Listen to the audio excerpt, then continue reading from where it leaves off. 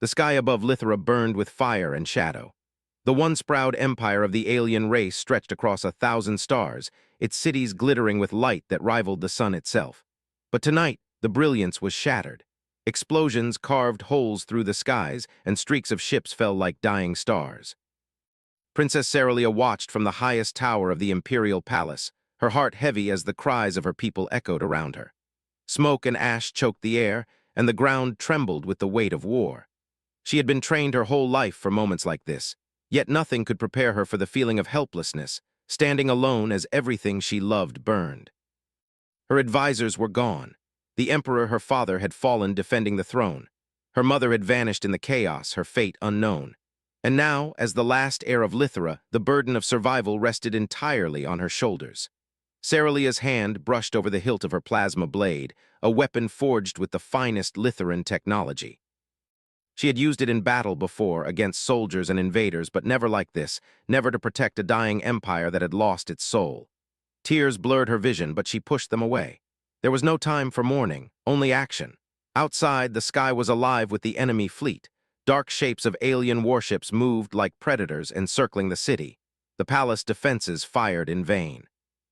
Cerelia knew she had only one chance. She ran to the chamber beneath the throne room, a hidden vault known only to her family. Inside lay the last remaining escape pod, a small, battered ship that had carried royalty for centuries. Her fingers flew over the controls, activating the pod as the palace shook violently. The walls cracked, and a roar of metal splitting echoed through the corridors. The pod doors hissed open, revealing the starry void beyond. Cerelia took a deep breath, her chest tight with fear and determination. She climbed in, sealing herself inside. As the pod detached from the palace, a massive explosion tore through the sky. The throne room collapsed, and the city fell into flames. Cerelia's eyes burned with grief, but she forced herself to focus. She activated the navigation system, setting a course for an uncharted region. Anywhere, somewhere far from the enemy, somewhere she could survive. The journey was treacherous.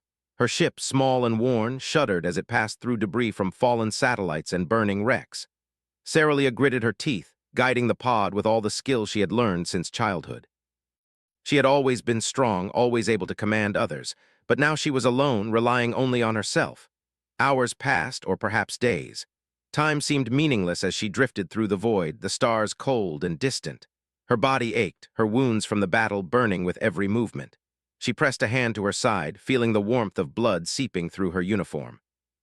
Panic rose in her chest. She was not immortal, she was not invincible. And yet giving up was not an option. In the darkness, a faint glow appeared on the pod's sensors, a small blue planet far below. It was nothing like Lithra. No towers of light, no spinning cities in the sky, just forests, rivers, and mountains untouched and quiet. Cerelia's breath caught. Could she survive there?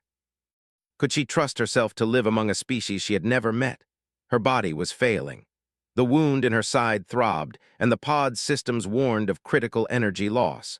She fought to remain conscious, leaning against the console as the planet grew larger on her screen. She felt herself slipping into darkness, her mind filled with memories of a world she had lost, the laughter of her siblings, the gentle voice of her mother, the proud smile of her father. Then a sudden jolt shook the pod. Alarms blared. Cerelia's eyes snapped open. The pod was entering the atmosphere. Heat flared against the shields, and the vessel shuddered violently. She gritted her teeth, gripping the controls as flames licked the exterior. The blue planet loomed closer, its forests stretching endlessly below. She had no time to calculate or plot a perfect landing. Survival demanded action, not precision. The pod hurtled through the clouds, sparks flying as the outer shell scraped against rocky peaks. Cerelia's vision blurred, and pain threatened to overwhelm her. But still, she fought, guiding the pod toward a river valley that offered the softest chance of survival. The landing was rough. Trees splintered and rocks shattered beneath the pod's weight. Cerelia cried out as the vessel skidded across the ground, finally coming to a stop in a cloud of dust and smoke. For a moment silence reigned. The forest around her was still, as if holding its breath. Cerelia collapsed against the console, her body trembling. She tried to move but felt her strength slipping away. Panic clawed at her chest. She was alone, too far from home, too weak to call for help, and yet she had survived. Her vision swam with shapes, branches, leaves, and the fading light of a dying sun. She tried to stand, but her legs gave way. The pod door hissed open as she crawled toward it, dragging herself into the unfamiliar forest. The air was thick with scents she had never known: earth, water, flowers. It was both foreign and beautiful, and for the first time in hours she felt a spark of hope. But hope was fragile. Cerelia fell to the ground, her vision fading. Her mind whispered of the dangers she could not see: creatures that hunted in the night, storms that could tear her apart, humans, fragile as they were, who might see her as a threat. And yet she could not give in. She could not allow the empire of her people, the memory of her family, to end here. Her eyelids grew heavy, her breath shallow. She felt herself drifting into unconsciousness, a dreamlike state where the stars of her homeworld danced before her eyes. She saw her father's face, stern yet kind, and her mother, smiling despite the darkness. And she saw her own reflection in the stars, alone, injured but unbroken. As darkness claimed her, a distant sound reached her ears, soft, human, unfamiliar. Footsteps on the forest floor, careful and steady, approaching the wreck of her pod.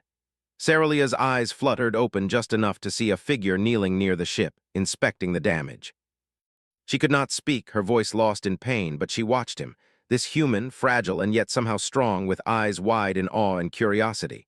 He reached for something in his pack, and for a moment Cerelia felt the faintest flicker of hope. Perhaps she was not entirely alone in this world. Perhaps survival was possible even here among beings she had never known.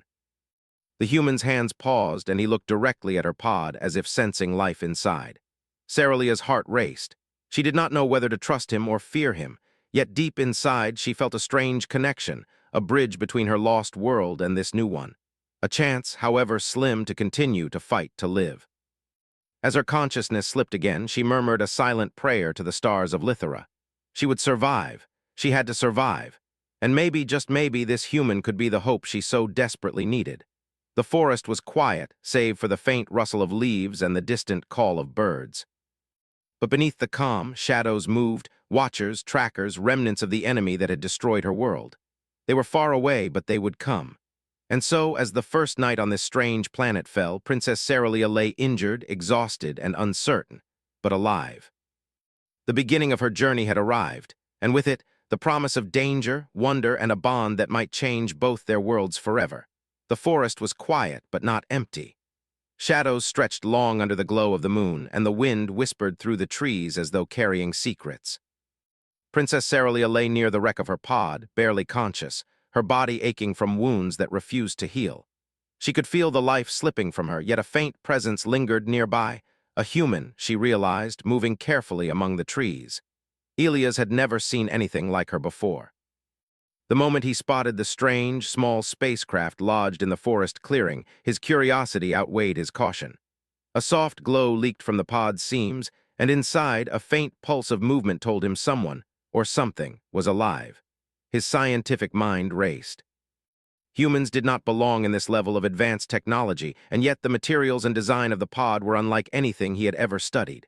He approached cautiously, trying not to make sudden movements. "Hello," he called softly, his voice barely above a whisper. There was no answer. Only the faint hum of the pod's damaged systems filled the clearing. Inside, Cerelia stirred.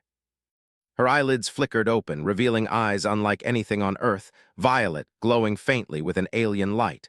For a moment she merely stared at the human, unsure whether he was friend or foe. Her body ached and she could not speak. Her thoughts were a tangle of pain, fear, and confusion. Elias noticed her movement and knelt closer. He had experience with injured animals and humans, and the signs of trauma were clear. She was in critical condition, yet alive. "Don't worry," he murmured, reaching for a first aid kit he carried in his pack. "I won't hurt you, I just want to help." But weakness anchored her to the ground, and for the first time in her life she could not fight alone. The alien power that defined her was dormant now, hidden beneath injury and exhaustion. Elias worked quickly, opening the pod door and carefully dragging her out. He kept talking gently, describing what he was doing, trying to soothe the strange creature before him. "You're safe here. No one will harm you, at least not tonight." Her consciousness flickered, and she passed in and out of awareness. Elias carried her to a small clearing near a stream, using a blanket from his pack to make her comfortable. He cleaned the wounds he could reach, applying antiseptic and bandages. She groaned softly, the sound like a whisper of pain, and he hesitated for a moment, unsure whether she understood him. "You'll be okay," he said softly. "I promise." Yet Elias stayed by her side, alert to danger, careful not to leave her alone.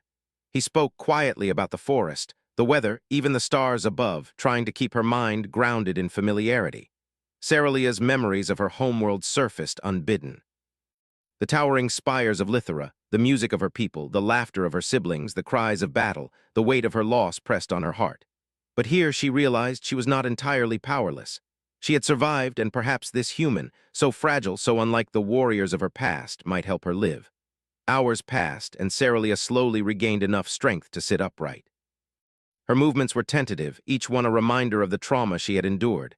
Elias helped her, offering support without overstepping, his eyes filled with both awe and caution. "Do you understand me?" he asked gently, unsure if she could speak or comprehend his language. Ceralia's throat was dry, her voice barely a whisper. "I think so," she managed, her accent foreign yet soft. The sound of her own voice startled her. It was human enough to understand, yet alien enough to remind her of who she was. Elias smiled, relief washing over his features. "Good, that makes things easier." He paused, then added carefully, "I'm Elias, you can call me that." "Ceralia," she said, her name carrying the weight of royalty and tragedy alike. The two sat in silence for a while, the crackle of the small fire Elias had built the only sound between them. Neither spoke of the war that had destroyed her homeworld. Words were insufficient for the enormity of her loss. Instead, they allowed silence to bind them, the quiet acknowledgement that they were now connected by circumstance, survival, and a fragile trust. But the forest was not entirely safe. Even in this distant human world, shadows moved with intent. Small creatures of the night prowled nearby, curious but cautious. And beyond the forest, other eyes watched, remnants of the enemy that had destroyed Lithera seeking survivors. Ceralia did not yet sense their presence, but Elias, attuned to the forest and alert to danger, felt it. "You're not safe here," he murmured as he glanced into the trees, muscles tense. "Something's out there. I don't know what it is, but I've never felt it before." She looked at Elias, seeing determination in his eyes, and realized that perhaps this human could be more than a protector. Perhaps he could be an ally in ways she had never imagined. The night grew colder, and Ceralia shivered. Elias removed his jacket and draped it over her shoulders. The gesture was simple, human, and yet it carried profound meaning. For a moment she allowed herself to feel warmth, not just physical but emotional. She had been left behind, abandoned by her people and her world, yet here was someone who offered care without expectation, without demand. "I don't know what you are," Elias said softly, "but I'll keep you safe, at least for tonight." It was strange to feel hope, to feel trust after so much loss. Yet she could not ignore the warning bells in her mind, the knowledge that the forces that destroyed Lithera would not rest, that danger would follow her to this strange planet. Hours passed, and the first light of dawn began to filter through the trees. The forest was alive with birdsong, and a gentle breeze carried the scent of flowers and earth. Ceralia sat up, feeling slightly stronger, and looked at Elias. "You saved me," she said softly. He shrugged modestly, avoiding her gaze. "I saw someone in need. I couldn't leave you." Perhaps, she thought, the strength of a species was not only in battle or power, but in compassion, in the willingness to act when it mattered most. Suddenly, a faint noise in the distance caught their attention. A rustle, a whisper, the sound of movement not belonging to the forest's natural creatures. Elias stood, alert, motioning for Ceralia to stay behind him. "Something's coming," he whispered. "We need to be ready." Shadows moved among the trees, approaching the clearing. Elias stepped forward, protective and resolute, while Ceralia reached for strength she did not yet know she could summon. And in that moment, a silent understanding passed between them. Survival would require trust, courage, and perhaps something more profound. A bond had begun, fragile yet unbreakable, forged in the fire of loss and the promise of hope. The forest was alive in a way Ceralia had never experienced.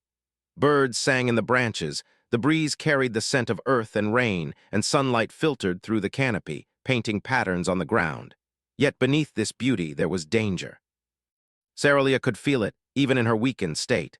The echo of predators, the subtle vibration of movement too deliberate to be natural. Elias had set up a small camp near the river, improvising a shelter with materials he found in the forest.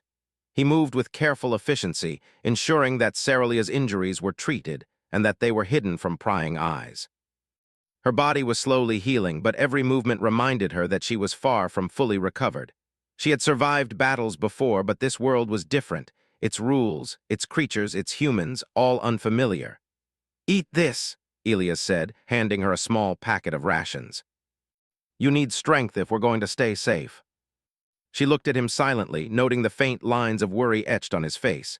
You worry too much, she said quietly, surprising herself with her own words. I will survive. Ceralia's mind wandered back to her homeworld, to memories she had tried to bury. She had been trained from birth to lead, to fight, to endure.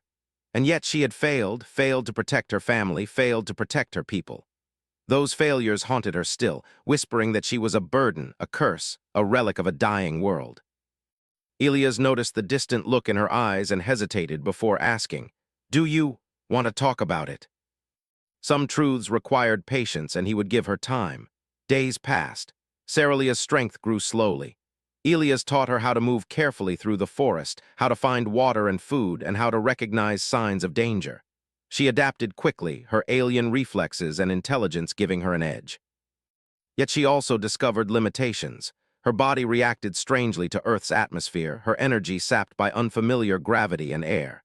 She could feel her power, the alien force within her, but it was faint, dormant, waiting for the right moment to awaken.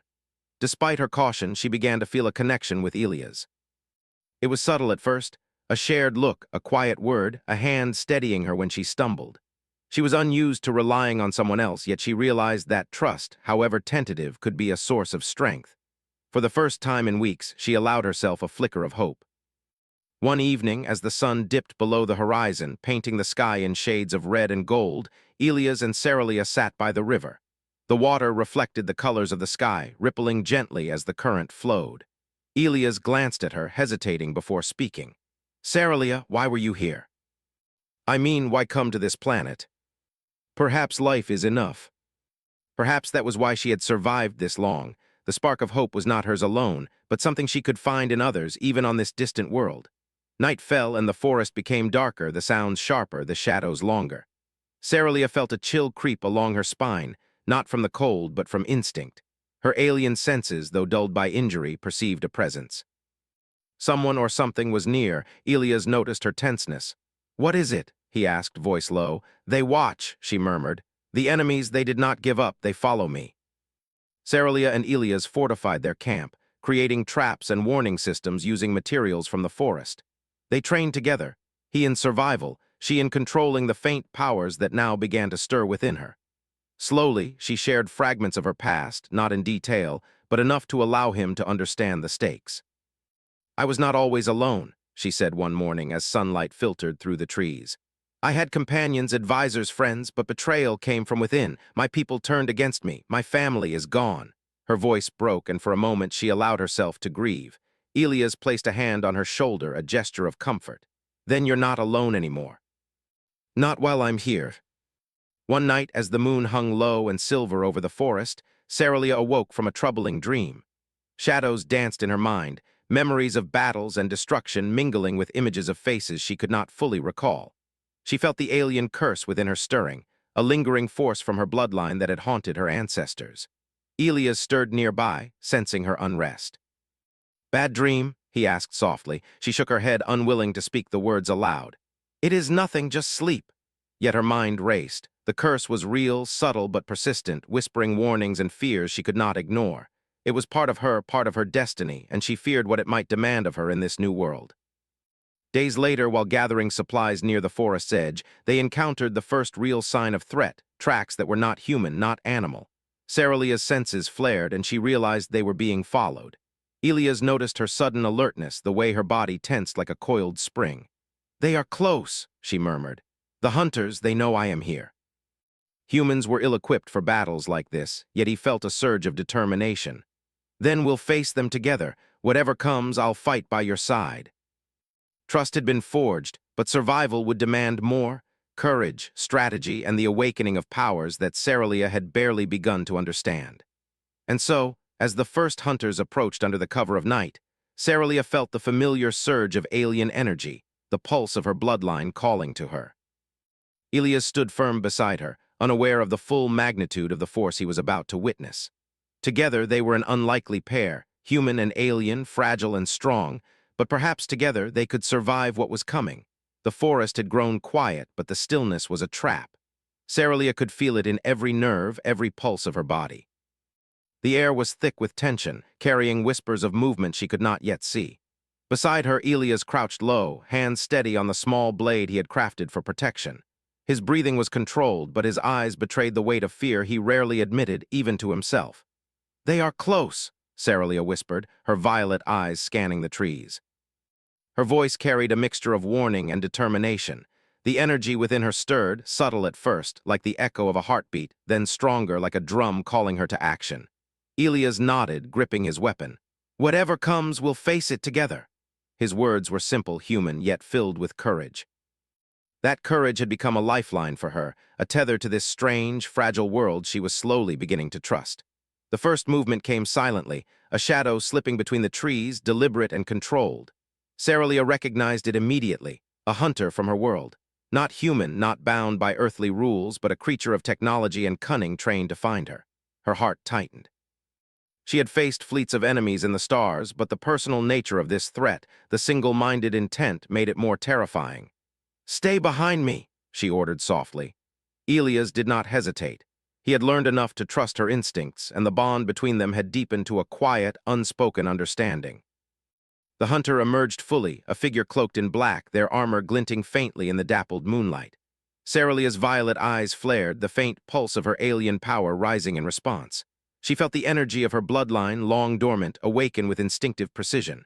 The hunter paused, sensing it, calculating the threat.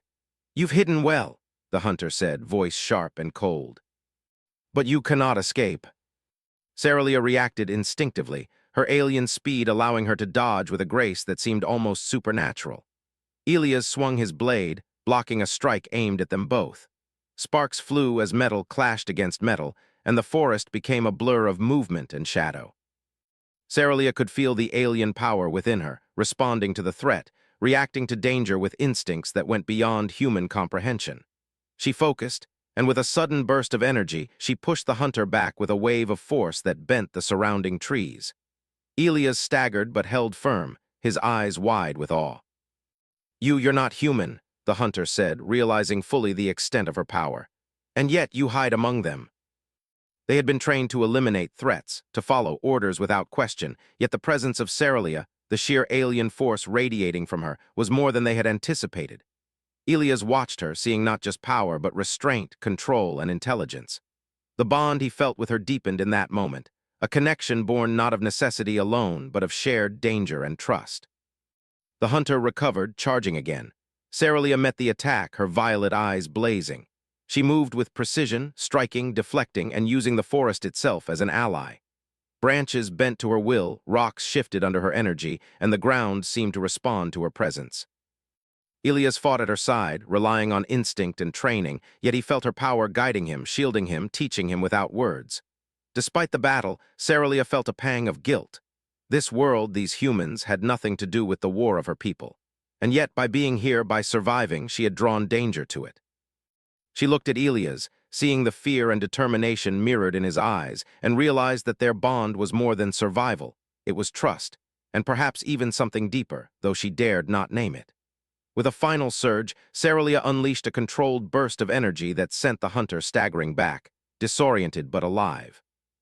She could have ended the fight, destroyed the enemy, yet she held back. Her powers were a tool, yes, but they were also a responsibility, a gift that could not be wielded without thought. The hunter fled into the darkness, retreating to report what they had witnessed. Cerelia sank to the ground, exhaustion washing over her. Elias knelt beside her, placing a steady hand on her shoulder. "You're incredible," he said softly, awe and relief in his voice. "But are you okay?" Yet they had faced the first together and survived. That survival forged a bond between them that neither could ignore. Over the next days, Cerelia continued to regain her strength, and her alien abilities became more controllable. She taught Elias in small ways how to sense danger, how to read the environment, and how to react to threats beyond human perception. In turn, Elias shared his knowledge of Earth, its plants, its animals, and its people. The exchange was slow, careful, but it deepened their connection. One evening, while tending a fire, Cerelia finally spoke of the curse that lingered in her bloodline. "It is subtle," she said, voice low. "A shadow that follows those of my family. It whispers doubts, fears, threats, and sometimes it can guide us to power, but at a cost. It is always present, waiting." The following night, as a storm rolled over the forest, bringing wind and rain, they huddled in their shelter. Lightning flashed, illuminating the clearing, and thunder rolled across the sky. Ceralia's powers pulsed faintly, responding to the energy in the storm. She closed her eyes, focusing, and felt the connection between her alien abilities and the natural forces around her. Elias watched, fascinated and slightly fearful. "It's incredible," he whispered. "You're like part of the world, part of something bigger."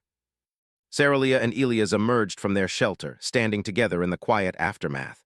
The bond between them was stronger now, tested by danger and forged in trust.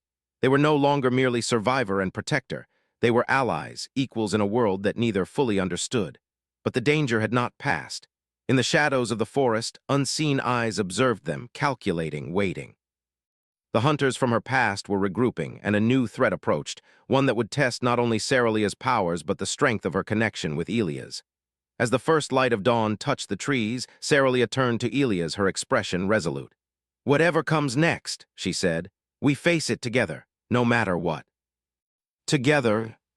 The hunters had returned, and this time she knew it would be no ordinary battle. Elias moved beside her, alert and steady. He had grown accustomed to the dangers of the forest, but even he could sense that something larger loomed, something that would test them both beyond anything they had faced. Their bond had strengthened over weeks of shared survival, trust, and quiet understanding.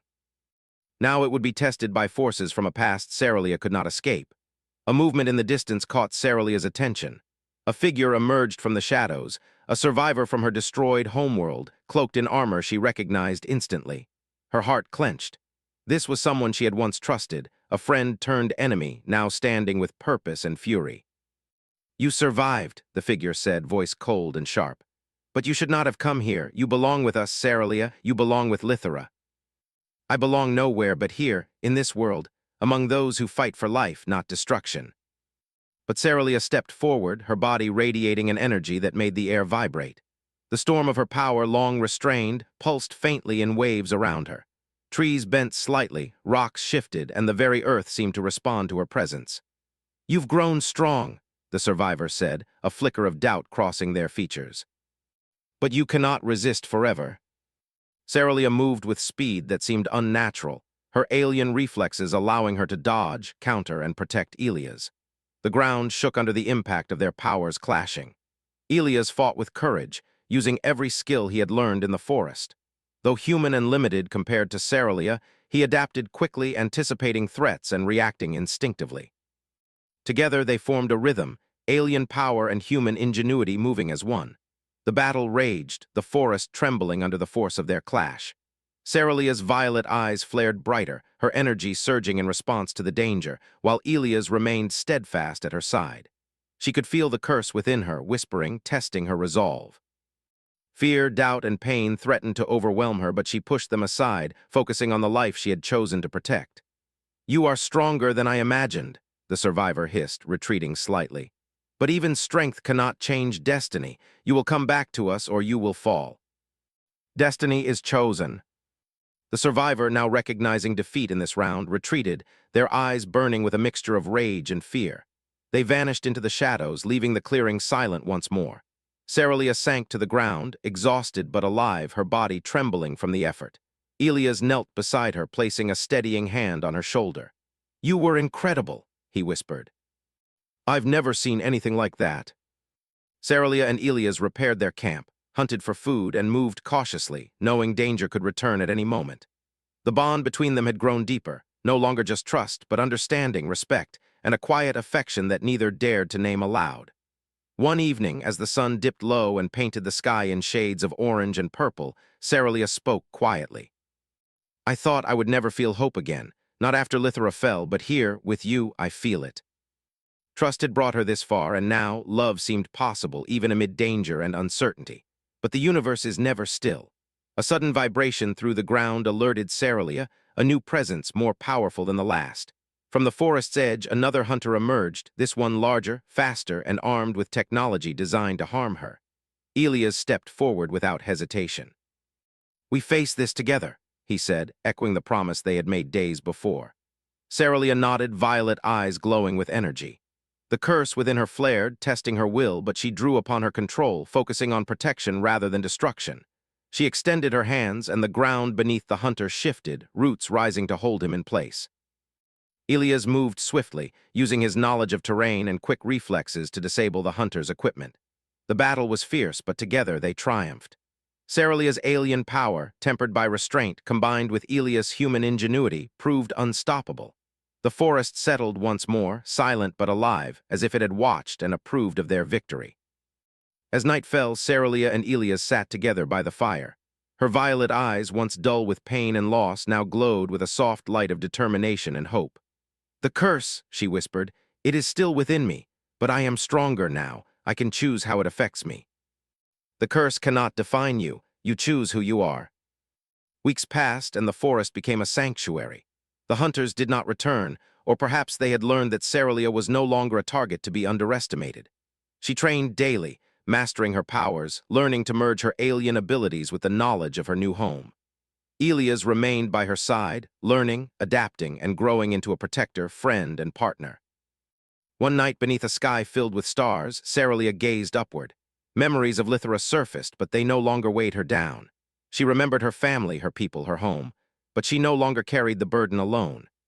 Elias stood beside her, and together they looked at the infinite stars above, each one a reminder that even in the darkest night, hope could shine.